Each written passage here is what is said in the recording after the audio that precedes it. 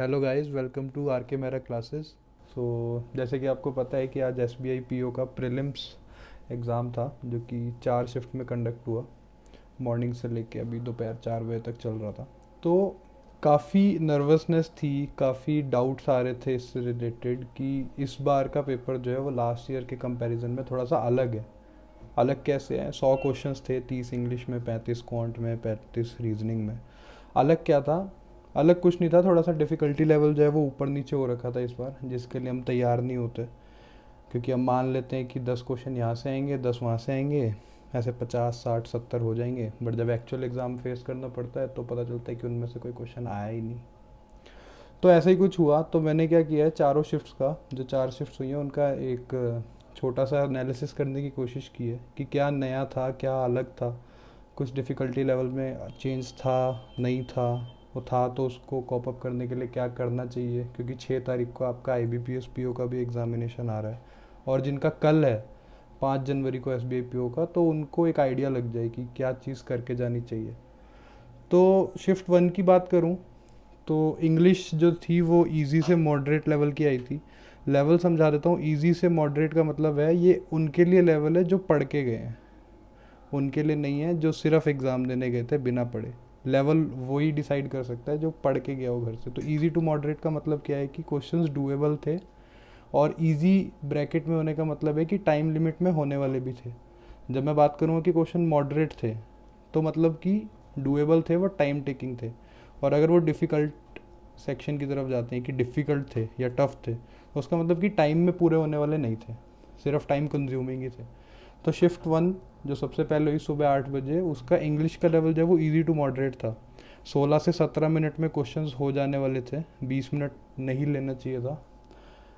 पर ये उनके लिए जो रीडिंग कॉम्प्रिहेंशन को शुरुआत में नहीं पढ़ते, जिनको आदत है क्वेश्चन 1 से लेकर 30 तक सीक्वेंस वाइज करने की, उनके लिए नहीं था 16-17 मिनट का पेपर, उनको आधा घंटा भी कम पड़ता। क्योंकि एक रीडिंग कॉम्प्रिहेंशन आ रखा था, 8 क्वेश्चन थे उसमें, और काफ़ी लेंदी था, ट्रिकी भी था। इसके अलावा फ्रेज रिप्लेसमेंट के क्वेश्चन थे कि आपको एक ईडियम दे रखी है, उसका मतलब पूछा है, आपको उसका जेन्युइन मीनिंग बताना है और उसको रिप्लेस करना है ऑप्शंस में से। इजी था। इसके बाद एरर के क्वेश्चन थे कि सेंटेंस में कुछ एरर है, ग्रामेटिकल या स्पेलिंग एरर, तो वो फाइंड आउट करना था। इजी था। फिलर्स जो थे वो डबल फिलर आ रखे थे, मतलब कि 2 सेंटेंसेस में आपको गैप दिया हुआ है और उन दोनों में एक ही ऑप्शन आना है, अलग अलग नहीं आने। इसका फ़ायदा क्या होता है कि अगर एक सेंटेंस में आपका नहीं बैठ रहा ऑप्शन, तो आप दूसरे में चेक करके अगर आपको आंसर लगता है तो वो सही होता है 90%। तो डबल फिलर आ रखे थे, एरर के क्वेश्चन आ रखे थे 10 नंबर के, जो कि डूएबल थे, इजी थे, और 10-20 सेकंड से ज़्यादा एक क्वेश्चन नहीं ले रहा था, पढ़ के सॉल्व होने वाले थे। इसके बाद था रीअरेंजमेंट, 5 नंबर का, 5 सेंटेंसेस थे, और सिंगल सेंटेंस का रीअरेंजमेंट था। सेंटेंस में ही आपको ए बी सी डी करके 4 ऑप्शन दे रखे हैं, जिसमें कोई वर्ड या तो आगे आएगा या पीछे आएगा, ए बी सी डी आपको चूज़ करना है, उसको सिंगल सेंटेंस रीअरेंजमेंट में रीअरेंज करना था। तो ये था 30 क्वेश्चंस का सेटअप। अगर इसमें डूएबल की बात करूँ तो जो पढ़ के गया है उसके लिए 23 से 25 क्वेश्चंस या उससे ज़्यादा करना ईजी था, टाइम लिमिट में रह के। जो रीडिंग कॉम्प्रिहेंशन स्टार्ट किया जिसने और 5-7 मिनट वहीं ख़राब कर दिया, उसके लिए नहीं था इजी। वो बाहर आके यही कहेगा कि इंग्लिश होने वाली थी ही नहीं, बट ऐसा नहीं है। इसके बाद बात आती है क्वांट की, जिसने चारों शिफ्ट में थोड़ा थोड़ा सभी को दिक्कत दी है। तो रीज़न बीइंग कि डेटा इंटरप्रिटेशन, सबसे पहली बात तो लेंदी, कैलकुलेटिव। शिफ्ट 1 की बात करूँ तो लेंदी, कैलकुलेटिव और डायरेक्ट थी ही नहीं। एक बस से रिलेटेड क्वेश्चन आया था जिसमें 5 बसेस की बात थी, जिसमें डी और ई बस में कितनी सीटें हैं वो बताया ही नहीं गया था। ठीक है, तो आप कैलकुलेट करोगे उसको पहले, ठीक है, कैलकुलेट करोगे, फिर क्वेश्चन अपनी अलग से कैलकुलेशन और करवा रहा था, तो लेंदी था, 20 मिनट के हिसाब से लेंदी था। इसके बाद क्वाड्रेटिक इक्वेशन देखने को मिला, अप्रॉक्सीमेशन देखने को मिला, सिंप्लीफिकेशन देखने को नहीं मिला, और एस देता भी नहीं है।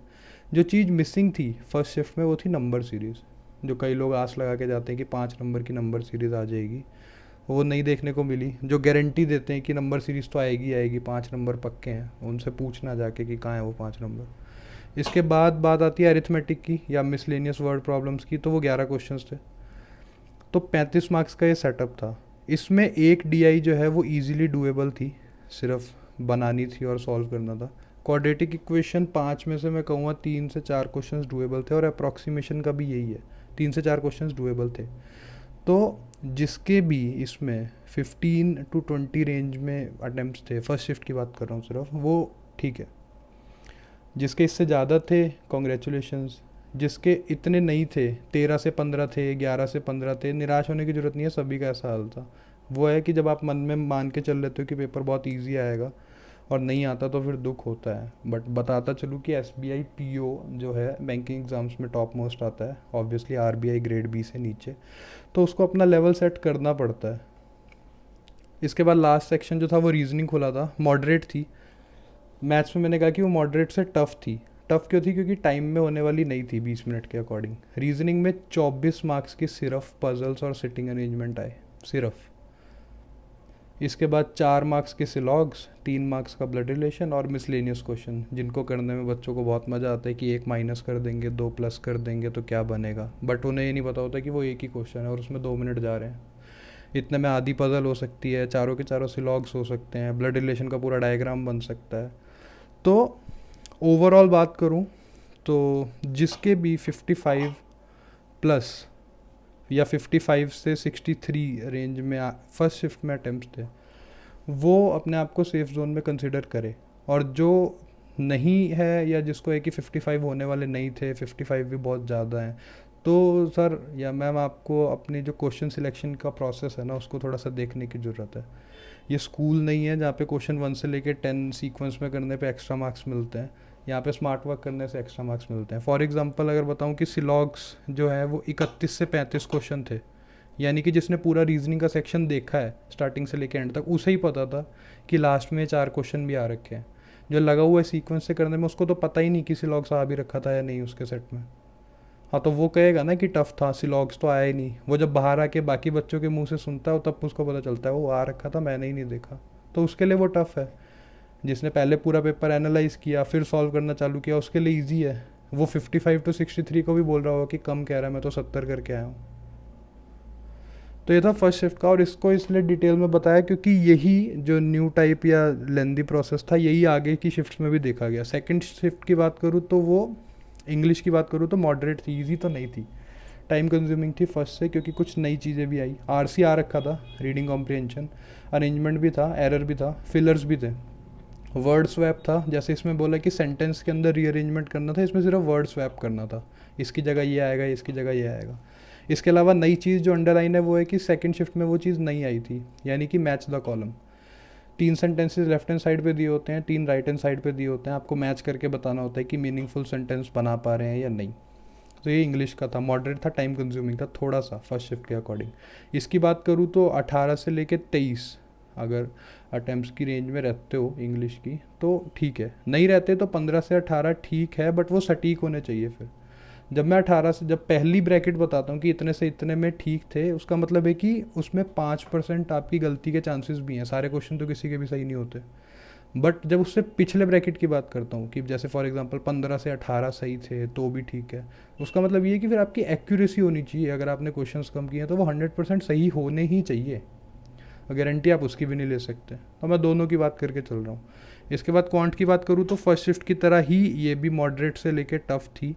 इसमें DI देखने को मिली, कैसलेट, जिनको कैसलेट नहीं पता पैराग्राफ फॉर्म में होता है, रीडिंग कॉम्प्रिहेंशन टाइप, उसी से डेटा एक्सट्रैक्ट करके उसी को सॉल्व करना होता है।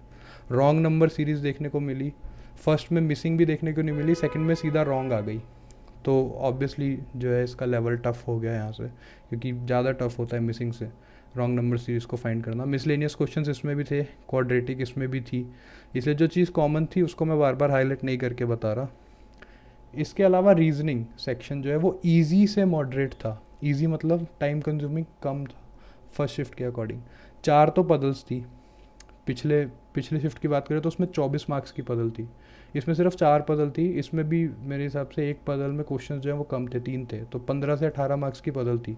सिलॉक्स के क्वेश्चन थे, डायरेक्शन सेंस इसमें पूछा गया था जो नया था, फर्स्ट शिफ्ट में नहीं था। ब्लड रिलेशन इसमें भी था, इनइक्वालिटी इसमें पूछी गई थी। तो वही है, फर्स्ट शिफ्ट वालों को नंबर सीरीज़ देखने को नहीं मिली, इनइक्वालिटी देखने को नहीं मिली, तो उनके अकॉर्डिंग थोड़ा सा पेपर टफ है।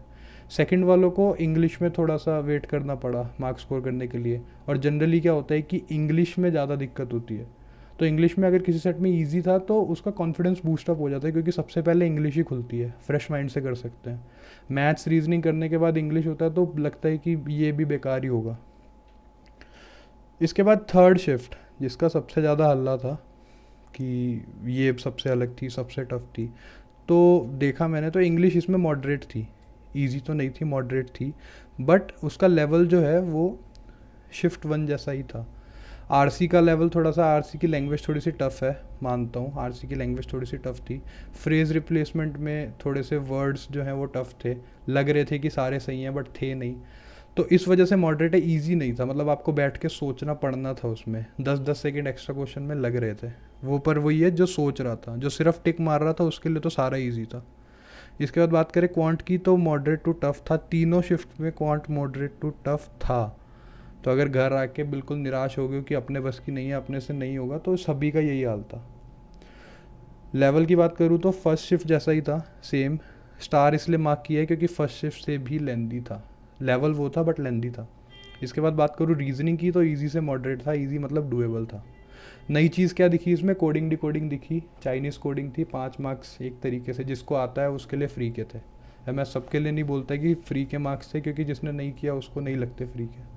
तो कोडिंग डिकोडिंग थी एक तरीके से, फ्री के 5 मार्क्स है, इसलिए ईजी टू मॉडरेट ब्रैकेट में रखा है। और बाकी लेवल जो है वो फर्स्ट शिफ्ट जैसा है। फर्स्ट शिफ्ट बार बार क्यों बोल रहा हूँ, क्योंकि किसी में फ्लोर बेस पजल आई, किसी में सर्कल बेस आई, तो वो सेकंड में आई, किसी में फर्स्ट में आई, लेवल सबका सेम था। अब लेवल मेंटेन जिसने किया उसको शिफ्ट से फ़र्क नहीं पड़ता। बट हाँ, इन तीनों की बात करूँ अगर, क्योंकि शिफ्ट 4 में कुछ खास बताने जैसा है नहीं, वो तीनों शिफ्ट का मिक्सचर ही था एक तरीके से। फर्स्ट सेकंड थर्ड बहुत ब्रॉडली समझा दिया, इन्हीं तीनों में से कुछ कुछ कुछ उठा के शिफ्ट 4 में डाला हुआ था। तो ये शिफ्ट को इग्नोर करते हुए अगर टफ़ की बात करूँ तो शिफ्ट थर्ड और शिफ्ट फर्स्ट नॉर्मली भी टफ़ लगती है, क्योंकि पहले दिन पहला एग्ज़ाम होता है तो बच्चों को पता ही नहीं होता कि आने क्या वाला है, तो इसलिए भी टफ़ लगता है। तो फर्स्ट ने बेस तैयार किया आज के एग्ज़ाम के दिन का, और थर्ड ने उसको कॉपी किया। डिफरेंस जो था वो था सेकंड शिफ्ट में, थोड़ी सी इजी थी, थोड़ी सी कम लेंदी थी। पर शिफ्ट 4, मतलब ये तो सबको पता है कि शिफ्ट 4 आते आते तक बाकी 3 शिफ्ट का एनालिसिस बच्चे देख लेते हैं। तो यही था। तो शिफ्ट फर्स्ट में जिसका पेपर था, या शिफ्ट 4 से लेके जब तक पेपर था, ओवरऑल अटेम्प्ट्स की बात करूँ तो अगर आप 50+ के ब्रैकेट में हो, या फिर 55 to 63, मैं रिपीट कर रहा हूँ, 55 to 63 के रेंज में रहते हो, तो आप सेफ मान के चलो, और कल सुबह होते ही मेंस की प्रिपरेशन में लग जाओ। नहीं तो फिर कल के उसका एनालिसिस करो, कल के भी एनालिसिस का वेट करो, फिर परसों 6 तारीख को IBPS PO का है, उसके एनालिसिस का वेट करो। ऐसे ही 10-15 दिन निकाल लो, और जब 29 तारीख को मेंस की डेट आएगी तब वो अलग चीज़ के लिए रोना कि मेंस की तैयारी तो की नहीं, क्योंकि हम तो रिज़ल्ट का वेट कर रहे थे। तो बता चुका साफ साफ कि जो 55 से 63 की रेंज में है, वो कल सुबह उठ के अपनी GK की जो भी उनने नोट्स बना रखे हैं खोल ले और मेंस की तैयारी चालू कर दे। और जिसको सोचना है वो ऑलरेडी इस लिस्ट से बाहर है, तो आपको उनके लिए खुशी होना चाहिए, क्योंकि वो आपका कंपटीशन है ही नहीं अब, क्योंकि वो सिर्फ सोचने बैठे हैं, काम करने नहीं बैठे। तो आज के लिए बस यही था। एनालिसिस ठीक लगा, अच्छा लगा, काफ़ी प्रिसाइज तरीके से समझाने की कोशिश की। तो अगर पसंद आता है तो सपोर्ट दिखाएं, इसको लाइक करें। इस पे आपकी कोई राय है, या आप इन चारों शिफ्ट में से किसी में बैठे हुए थे तो कमेंट करके बताएं। अगर मैंने कुछ गलत बताया है तो, या सही बताया है तो भी बता सकते हैं कि हाँ बिल्कुल ठीक एनालिसिस है। तो कमेंट किए और लाइक कीजिए, अपने दोस्तों के साथ शेयर कीजिए, और मिलते हैं फिर कल के एग्ज़ाम के एनालिसिस के साथ। Thank you.